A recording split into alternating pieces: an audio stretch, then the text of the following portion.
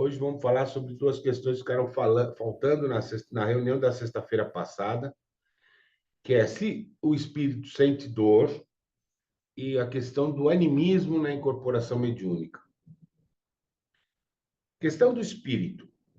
O que determina a dor são os feixes de terminações nervosas que a gente tem no corpo físico. Então, algumas células, que se chamam neurônios, transmitem essa dor para o cérebro tomar atitude animal. Espírito não tem conjuntos de terminações nervosas.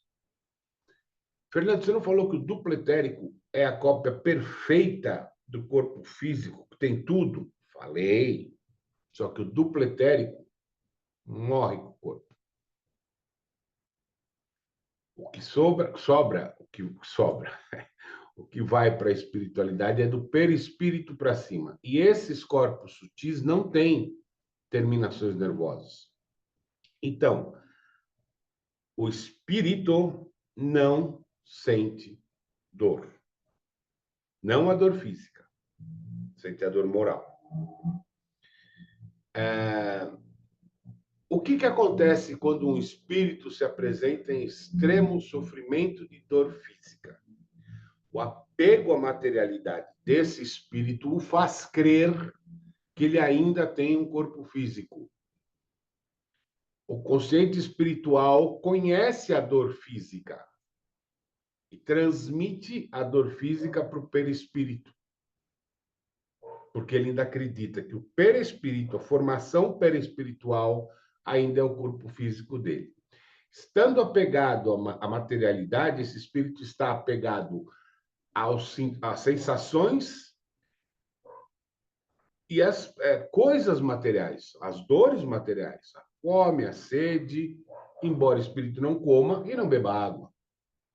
Ele está apegado ao sofrimento, à dor física, ao dinheiro, embora o espírito não use dinheiro e não tenha dor física. Então, o espírito entende que está com dor. Ele acha, ele acredita que está com dor. Mas não há dor real no corpo espiritual do indivíduo.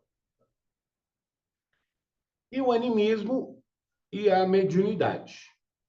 Quando que eu estou transmitindo uma mensagem canalizada, uma mensagem de um outro espírito, e quando que eu estou emitindo uma mensagem minha? Quando eu falo, quando eu transmito a mensagem, eu tenho que ponderar se aquela mensagem está fazendo sentido para mim, na minha vida, no meu proceder. Se estiver, eu tenho que ponderar se aquilo não é um animismo, se não é o meu espírito falando. Quando eu transmito a mensagem e ela não faz absolutamente sentido nenhum para mim, mas faz para o consulente, é um espírito que está transmitindo. Porque eu normalmente não tenho a menor intimidade com aquilo que eu estou transmitindo, mas o consulente tem. O consulente está sentindo e está falando a verdade. É isso mesmo, tem razão, mas não faz, não, o que eu estou falando, o que eu estou transmitindo, não faz parte da minha vida. É do consulente. Então, aí, no caso, é de fato uma canalização, uma incorporação. De outro modo, eu preciso ponderar, usar o bom senso e ver que aquilo que eu estou transmitindo faz mais sentido para mim do que para o meu consulente. E todas as obras, a gente tem que ponderar o seguinte também, todas as obras psicografadas têm um potencial de animismo. Porque quem tem que imaginar é o médium. O espírito narra. Então, o espírito vai narrar, por exemplo, uma região da psicosfera onde tudo é degradado, onde tudo é destruído, onde só tem mal, onde tudo é escuro. O médium está imaginando. E a mente humana do médium que vai transmitir aquilo para o papel. Então, quando a gente lê uma doutrina, um livro espiritual, espiritualista, a gente tem que ponderar o animismo mediúnico. Não é tudo que está escrito no papel que a gente tem que interpretar ao pé da letra. Certo? E até nas comunicações mesmo de espíritos externos, de outros espíritos, há animismo do médium. Isso é inerente ao ser humano julgar, né, ponderar, dizer certo, errado, ou, entendeu? Faz parte da nossa ausência completa de evolução. Isso faz parte, tanto na psicografia mediúnica como na mediunidade fonada. Não tem como correr. Mas o dia a dia, a lida, vai nos ensinando que a gente tem que cada vez menos interpretar o que se fala, simplesmente transmitir como nos foi passado. Diga, Taizinha. Oi, deixa eu lhe perguntar. Eu fiquei em dúvida. A Cris falou que eu tenho que falar. Oiê! É isso. É. Bom dia. Deixa eu lhe perguntar. Em relação ao que falou aí, a questão das dores físicas, né? E do espírito. Thaís, desculpa, tá muito barulho. Deixa eu ir para o cantinho. Pronto. Você falou da questão das dores físicas e das dores do espírito. Sim. Né? Aí outro dia eu estava olhando uma live sua que você falava a questão das cirurgias na apometria e usava dialimetria, alguma coisa assim, né? Sim. Aí, simplesmente, esse tipo de cirurgia é para poder cortar também esse vínculo entre o corpo, a questão da dor, entre o corpo físico e o espiritual? Ou, às Não. vezes, é uma coisa no espiritual que está refletindo no físico? Não, exatamente. O obsessor ele trabalha só nos corpos sutis, ele não trabalha no corpo físico. O objetivo do obsessor é o espírito, não o ser humano. Sim, sim. Quando o obsessor implanta algum tipo de anomalia no corpo sutil, que não precisa necessariamente ser uma patologia, pode ser qualquer tipo de deficiência, qualquer tipo de anomalia, ela vai refletir no corpo físico.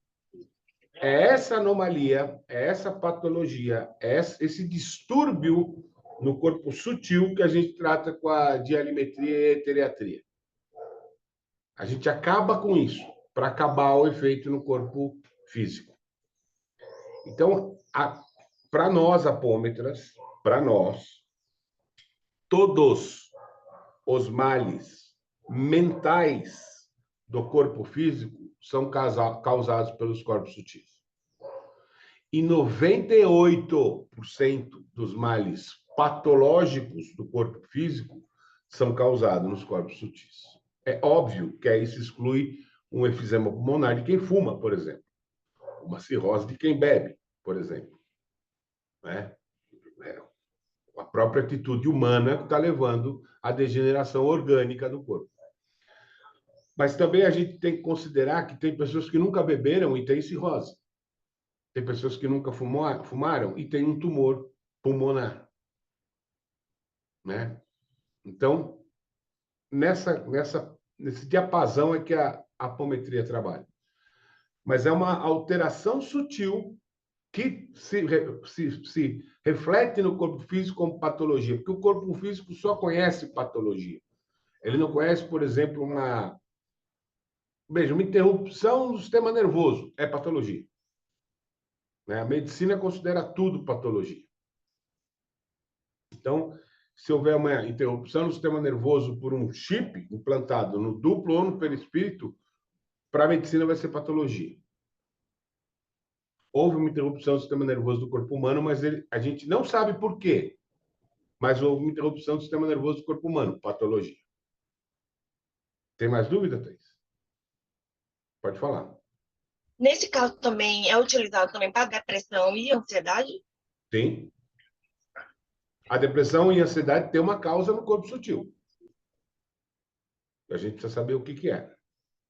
Não é normal um ser humano, um espírito, viver com ansiedade e depressão. Alguma coisa está gerando isso. E se não for física, é espiritual. Porque hoje em dia se fala muito sobre essa questão da fibromialgia, né? Que é muito Sim, também questão psicológica, mental. Então, isso também causa muita dor no físico. E às sim. vezes a pessoa não procura e não acha a causa, a razão da a causa, né? Então, a gente tem que deixar claro aqui o seguinte: a opção espiritual ou a busca por um tratamento espiritual ela deve ser feita após a investigação médica do corpo físico. Não adianta ir direto para o espiritual. Um médico tem que avaliar o corpo físico. Até para que nós, espiritualistas, saibamos a consequência do corpo que já está no corpo físico. Porque nós não temos competência para avaliar isso. Quem tem competência para avaliar isso é o médico. Então, o corpo tem que ser avaliado por um médico e, se surtir tratamento, resolver o problema, pelo menos a priori, para que depois se analise o corpo físico. Se o tratamento médico não vem surtindo efeito, mas já foi procurada a orientação de um profissional médico, a gente vai para o tratamento espiritual. Certo? Mais alguém tem dúvidas?